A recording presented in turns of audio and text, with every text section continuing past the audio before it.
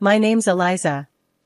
Growing up, the difference between me and my twin sister Anna was like night and day. She was the golden girl, and well, I wasn't. Our dad, a stern university professor, had his life's work tied up in books and lectures, while our mom was the quintessential housewife, dedicated to her home and family, pushing us to follow in her footsteps. From as early as I can remember, being at home felt more like sitting through a never-ending critique session. My parents had a blueprint for the perfect family, and it didn't include a daughter who wore band t-shirts and liked to keep to herself. "Eliza, why can't you be more like your sister?" was my mom's favorite line, usually tossed my way when I showed up at breakfast with my headphones in, trying to block out the world. Anna, on the other hand, basked in the glow of approval. "I just don't get why it's so hard for you to put on a nice dress and smile more," she'd say, flipping her perfect hair over her shoulder. It was like she was from a different planet.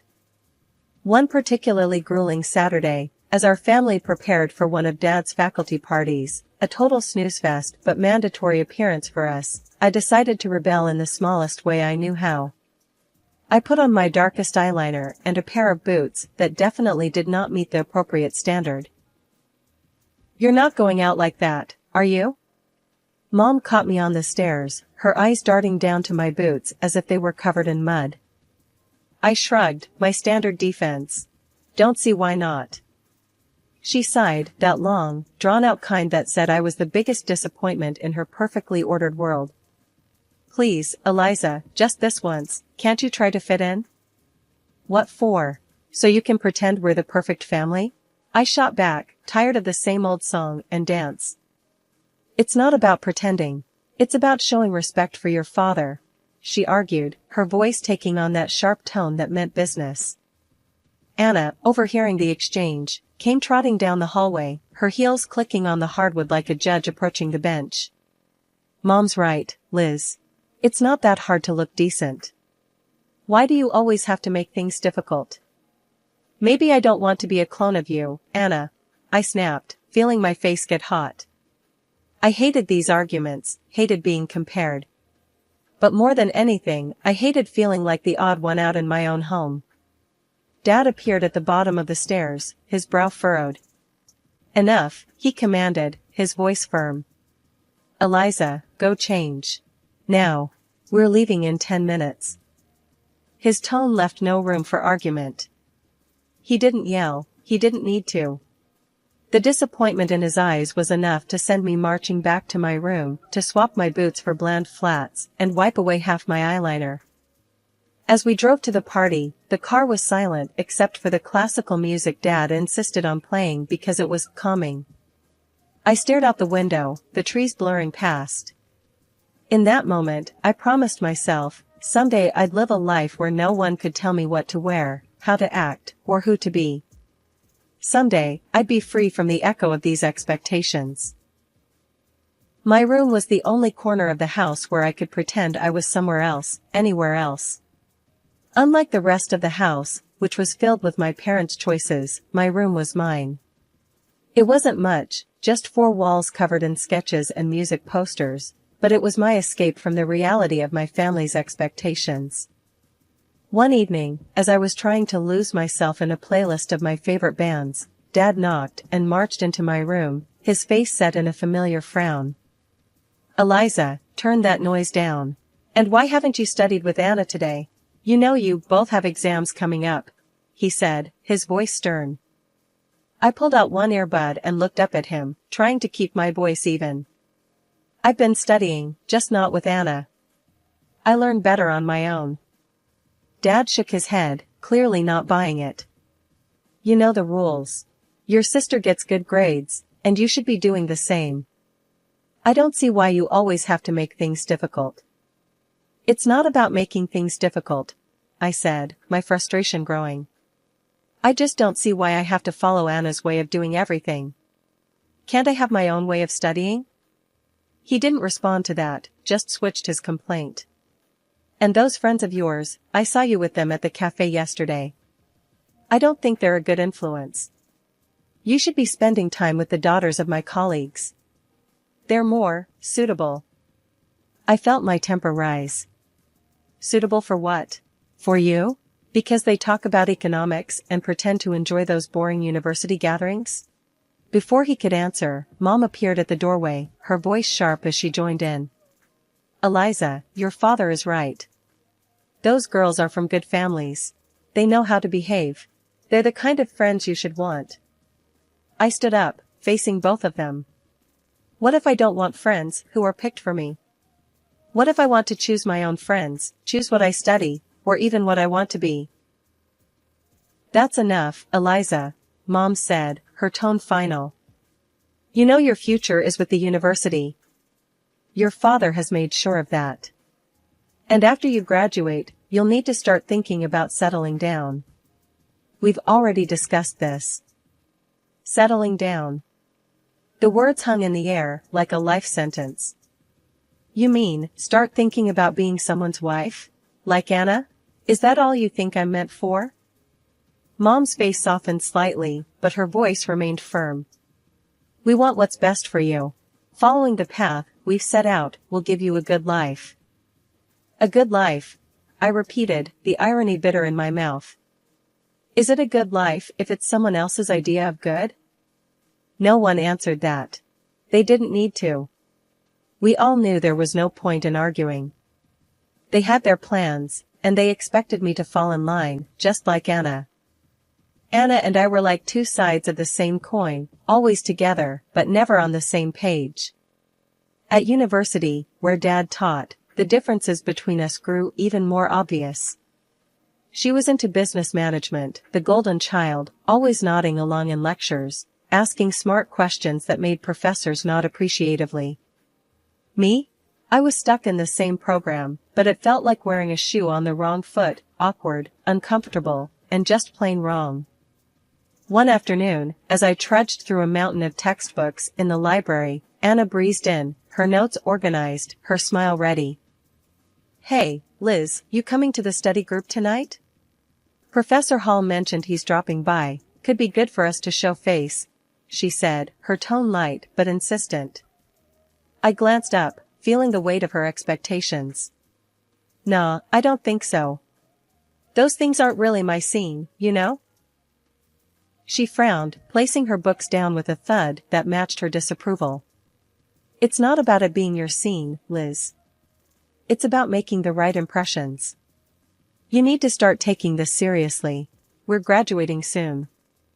I shrugged, turning back to my notes. I am taking it seriously, just not in a way that makes me miserable. Why bother pretending?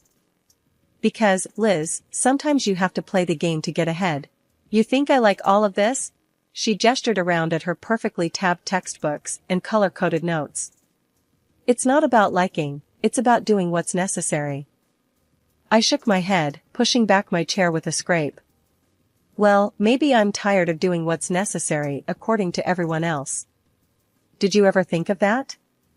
Her voice softened, but her eyes were steel. Liz, I'm just trying to look out for you. Dad's not going to be around to sort things out forever. What are you going to do if you keep alienating everyone? Maybe I'll figure it out on my own. Maybe I don't need to follow Dad's roadmap or yours. I shot back, feeling a surge of defiance. Anna sighed, her frustration clear. You're so stubborn. Just try, okay? For me, if not for yourself. Show up tonight, talk to Professor Hall. It won't kill you. I looked at her, really looked at her, and saw not just my annoyingly perfect sister, but someone who actually cared, in her own way. Fine, I'll think about it, I conceded, not ready to promise more. Thank you, she said, her smile returning. It's not that bad, you know. You might even like it if you gave it a chance. Doubt it, I muttered, but I knew I'd lost this round. For Anna, I'd show up, sit through another boring discussion, and nod at the right times. It was just a few hours, I told myself. How bad could it be? As it turned out, not as bad as I thought. Professor Hall was surprisingly interesting when he wasn't lecturing from a podium. I even asked a question, which earned a shocked but pleased look from Anna. Later, as we walked back to our dorm, Anna nudged me. See, not so terrible, right? That fragile peace didn't last long, however. In our last year, Anna introduced us to her fiancé, a lawyer 10 years her senior, already well established and exactly what our parents dreamed of. Mom and Dad were over the moon, praising Anna for making such a smart match, and immediately turned their expectant eyes on me. "Now, Eliza, it's your turn to find someone suitable," Dad said one evening over dinner, his tone implying that my time was running out. Mom nodded enthusiastically, already planning out my life as if it were another one of her well-organized home projects. "Think about your future, dear. Someone who can provide for you, who has a good standing." I remember staring at my plate, feeling the walls close in.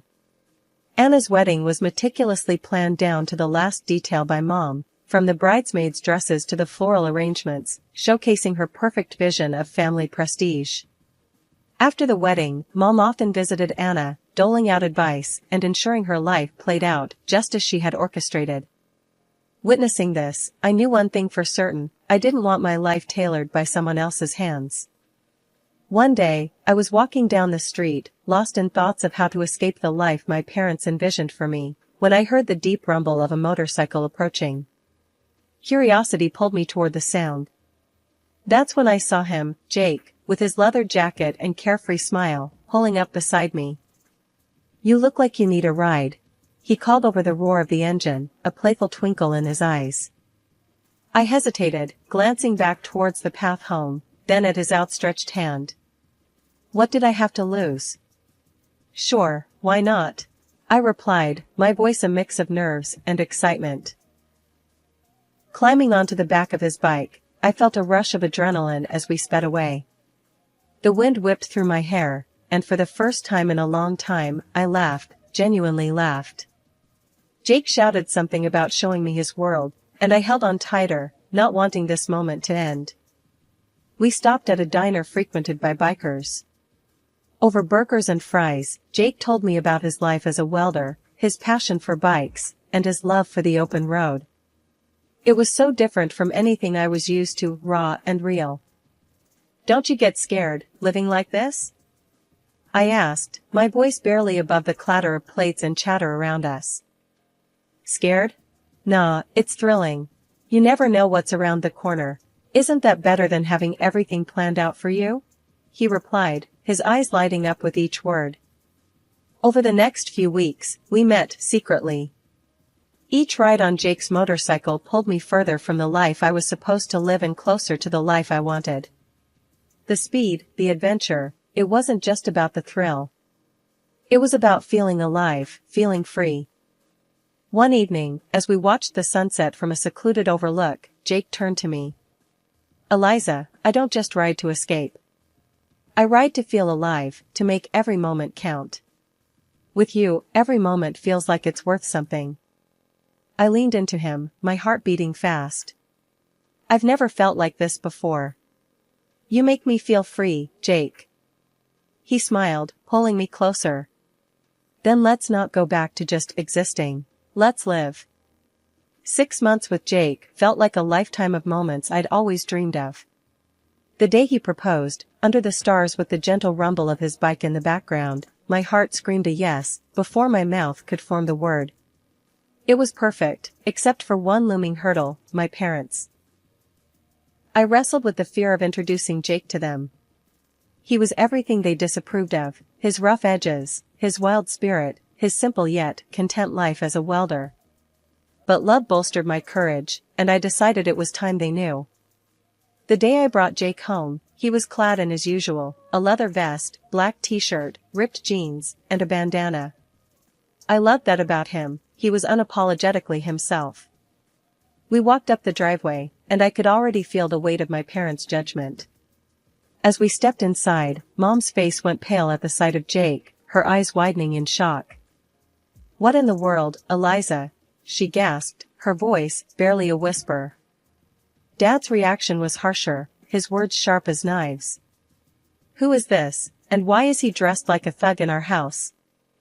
I took a deep breath, steadying my nerves. "Mom, Dad, this is Jake. He's the man I love. We're getting married." Their silence was deafening. Then, Dad turned to Jake, his tone laced with disdain. Married? What do you do for a living, young man? What are your qualifications? Jake, bless him, didn't waver. I'm a welder. I took some specialized courses after high school. I work hard, and I make an honest living. The look on my parents' faces was a mix of horror and disbelief.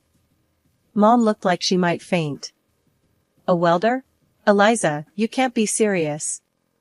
Dad's voice rose, anger flaring. You expect us to give our blessing to this? To throw away your future for a welder? I felt my resolve harden. Yes, because he makes me happy. Isn't that what should matter? But the life you'll lead, Mom started, her voice tremulous. Will be the life I choose, I shot back, my own voice gaining strength.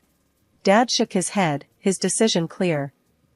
We cannot and will not support this. If you choose him, don't expect to be a part of this family. The finality in his tone broke my heart, but not my decision. Jake squeezed my hand, giving me the strength to face them. Then I choose Jake. I choose us. I choose my happiness. Mom's eyes filled with tears, and Dad's jaw clenched tight. If you walk out with him, don't bother coming back, Dad said, his voice cold.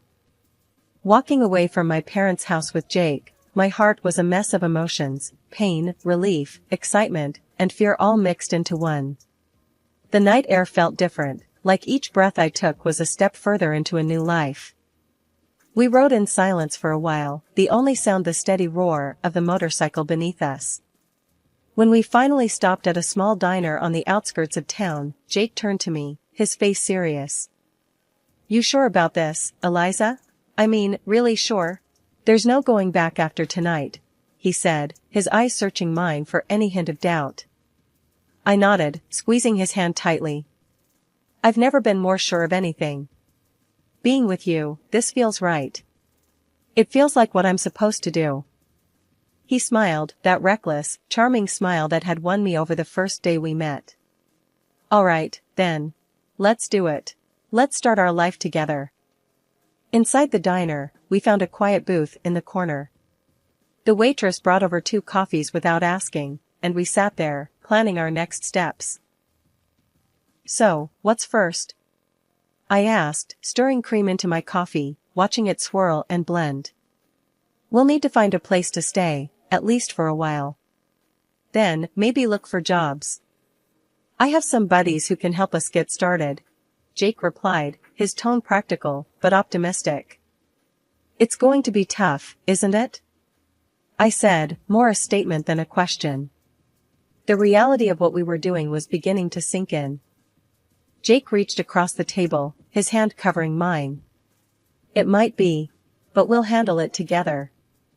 Tough is nothing new for either of us, right?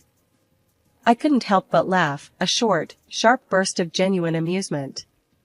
Right. Together. We spent hours in that diner, talking and planning. Every so often, Jake would throw out an idea that sounded so wild, so free, that it made my heart jump. And maybe one day, we'll save enough to take that road trip across the country, just you, me, and the open road. I'd like that, I said, allowing myself to dream bigger than I had ever dared.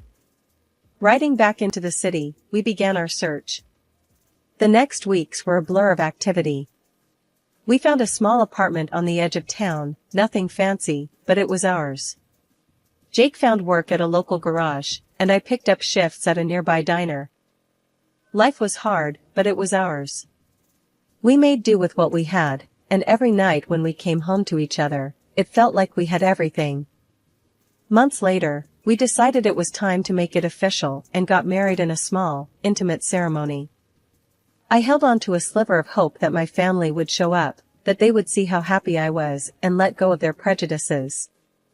But the chairs reserved for them remained empty, and no congratulatory messages came. Despite the sting of their absence, the day was perfect because it was ours. Over time, I grew incredibly close to Jake's mom. She welcomed me with open arms, calling me her daughter, filling in the gaps left by my own family.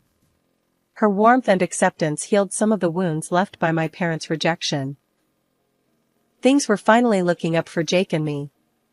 After he completed additional diving training and became a certified underwater welder, his income shot up to $150,000 a year. That change made a world of difference. We managed to buy a townhouse in a nice area, the kind of place I'd always daydreamed about but never thought I'd actually live in. I started working as a dispatcher in Jake's company. It wasn't just a job, it felt like I was part of something important, supporting the man I loved and building our future together. On weekends, we'd escape the city on his bike, roaring through winding roads and taking in breathtaking views of nature. Those moments, with the wind in my hair and his warmth against my back, were pure bliss. Living nearby, my mother-in-law became a frequent visitor. One such afternoon, while Jake was tinkering in the garage and I was fixing us some coffee, she arrived looking a bit troubled. "There's been some ugly news," she said as she settled down at the kitchen table.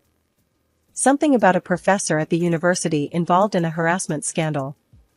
My heart skipped a beat. "Oh? Did they say who it was?" I tried to keep my voice steady, dreading the answer. She shook her head. "No, they didn't mention a name on the radio, but you know how these things go. It's probably all over the TV by now." Nodding, I flicked on the television, tuning into the news. Sure enough, there was a report on the scandal, and as I had feared, my father's face appeared on the screen. The anchor detailed accusations against him, and I felt a cold wave of disbelief wash over me. Turning off the TV, I sat down heavily, trying to process the news.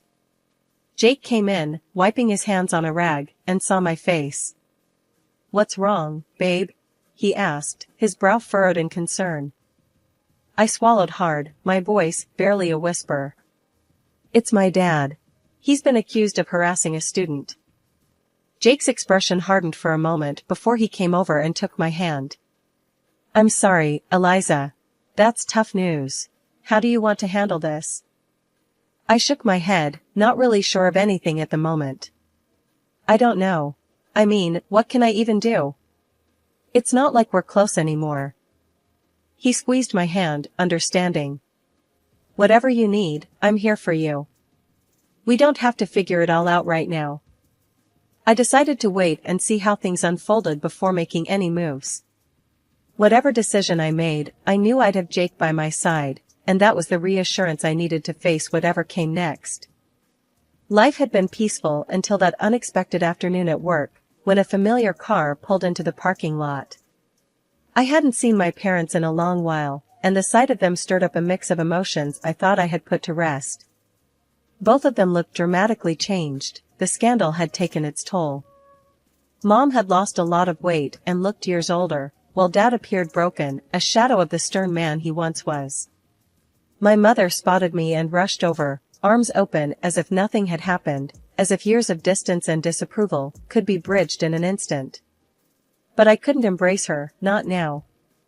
Instead, I stepped back and took Jake's hand, looking for strength in his presence. "Eliza, it was so hard to find you," Mom said, her voice cracking with emotion. Dad, ever the gruff one, cut to the chase, his voice harsh and bitter. "I was accused unfairly, you know. I went to your sister's husband for help, but that bloodsucker wanted a fortune. Your sister sided with him, and now they've kicked us out. We need your help." I stared at them, disbelief and anger swirling inside me. "Help? After all these years, you show up and demand help? We have nowhere else to go." Mom's voice was desperate. "They've disowned us too. We thought, maybe we could stay with you." I almost laughed at the absurdity. "Stay with me? After you disowned me? You made it clear I wasn't your daughter anymore." Dad's face turned red, his old temper flaring up. "You owe us, Eliza, after all we've done for you." "That's where you're wrong," I interrupted, feeling Jake squeeze my hand in support. "I don't owe you anything. You threw me out because I chose my happiness over your demands. And now you want what? To just move in and pretend like we're a family?" The situation was spiraling, and I could see people watching, a crowd beginning to form. Mom started to cry, her sobs loud and attracting even more attention. "You're being ungrateful, after everything we've done for you," she accused through her tears. I took a deep breath, my decision clear. "No, Mom. I'm not ungrateful. I'm free. And happy. You made your choices, and now you have to live with them." As we walked away, I heard my dad yelling, but Jake leaned over and quietly told the security team, "Don't let them come here again." The following months flew by, filled with love and peace. We welcomed a son, a new beginning in our growing family. My parents never came back. That day in the parking lot was the last I saw of them, and while part of me grieved for what could have been, I knew I had made the right choice for me and for my family.